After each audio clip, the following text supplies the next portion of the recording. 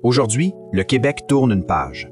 Le 14 janvier 2026, à 11h pile, François Legault annonce sa démission comme premier ministre et chef de la coalition Avenir Québec. Après 2 mandats majoritaires, après la pandémie, les crises économiques et les débats identitaires, le visage politique le plus marquant du Québec depuis près d'1 décennie quitte la scène. Mais cette annonce soulève une question encore plus grande. Et maintenant, qui pour diriger le Québec? François Legault ne quitte pas immédiatement. Il restera premier ministre intérimaire le temps que la CAQ élise un nouveau chef qui deviendra automatiquement premier ministre sans passer par des élections générales. Dans son discours, il reconnaît que beaucoup de Québécois souhaitent un changement, que le tapis lui glissait sous les pieds. Les sondages sont en chute, plusieurs ministres ont quitté le navire et la CAQ traverse probablement sa période la plus fragile depuis sa création. Ce départ ressemble moins à une surprise qu'à la fin d'un cycle. Un parti bâti autour d'un homme. La CAQ a toujours été un parti très personnalisé. François Legault en était le centre de gravité. Contrairement aux partis traditionnels, il n'y a jamais eu de dauphin clairement désigné, pas de relève préparée depuis des années. Pourquoi? Parce que la CAQ est une coalition hétérogène. Anciens péquistes, ex-libéraux, adéquistes, conservateurs modérés, un équilibre fragile maintenu par un seul nom. François Legault.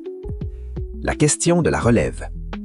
Aujourd'hui, la course est ouverte. Aucun successeur naturel ne s'impose, mais certains noms reviennent constamment. Geneviève Guilbeault, ancienne vice-première ministre, figure très connue du gouvernement Legault, très présente durant la pandémie, elle incarne une continuité et une image rassurante pour une partie de l'électorat. Simon Jolin Barrette, ministre associé aux grandes lois identitaires, un profil très mobilisateur pour la base nationaliste, mais aussi plus polarisant.